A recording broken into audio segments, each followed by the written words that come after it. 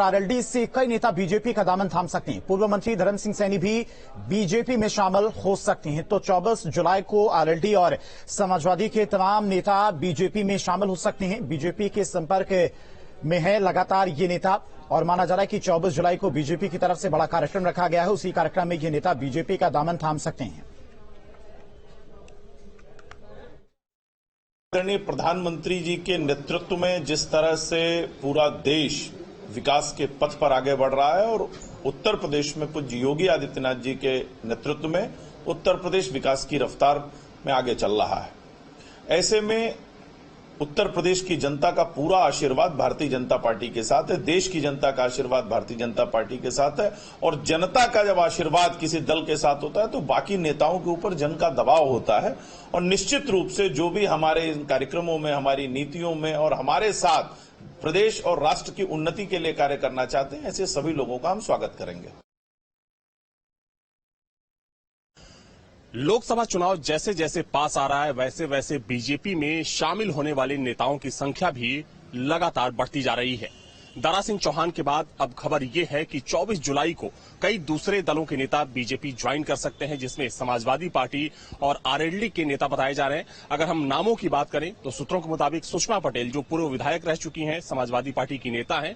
इसके अलावा साहब सिंह सैनी और साथ में राजपाल सैनी का नाम प्रमुख रूप से लिया जा रहा है। साथ ही में धर्म सिंह सैनी जो कि योगी 1.0 में कैबिनेट मंत्री हुआ करते थे। हालांकि चुनाव से ठीक पहले वे स्वामी प्रसाद मौर्य के साथ समाजवादी पार्टी चले गए थे, लेकिन उनके बारे में भी खबर है कि वे भी अब भाजपा ज्वाइन करना चाहते हैं।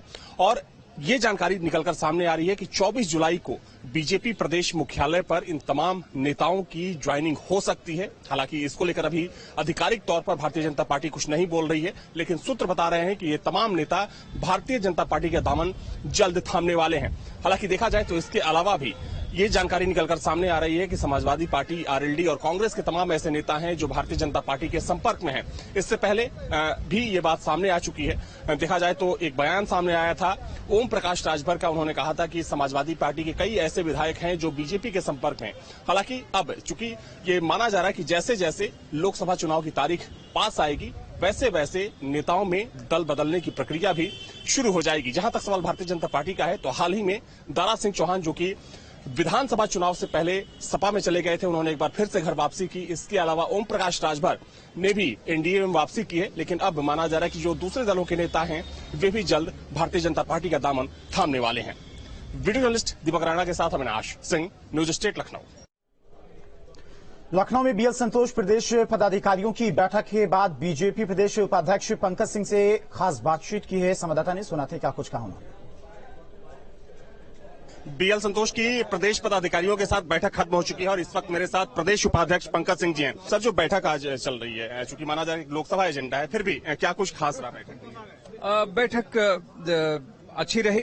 आदरणीय संतोष जी का मार्गदर्शन मिला और कैसे 24 में संगठन हमारा गतिशील रहते हुए सामाजिक और सेवा के जो काम है उसको और बेहतर तरीके से हम सब लोग कैसे करते हुए आगे बढ़े, यह उनका मार्गदर्शन था। और जो पहले पुराने जो हमारे जो अभी तक कार्यक्रम थे उसकी समीक्षा करते हुए उन्होंने आदरणीय प्रदेश अध्यक्ष जी की बहुत सराहना भी की, पूरे नेतृत्व की सराहना भी की है, प्रशंसा भी की है। यूपी काफी अच्छा कर रहा है और तो ये सारी बातें आई। क्या संगठन को बूस्टअप करने की बात कही गई है? नहीं, एकदम ऑलरेडी बूस्टअप हमारा संगठन है। एक एक कार्यकर्ता उत्साह से भरा हुआ है। मोदी जी तीसरी बार देश का नेतृत्व करें, हमारा देश पूरे विश्व का नेतृत्व करे, हमारा पूरा संगठन के कार्यकर्ता सब तैयार हैं।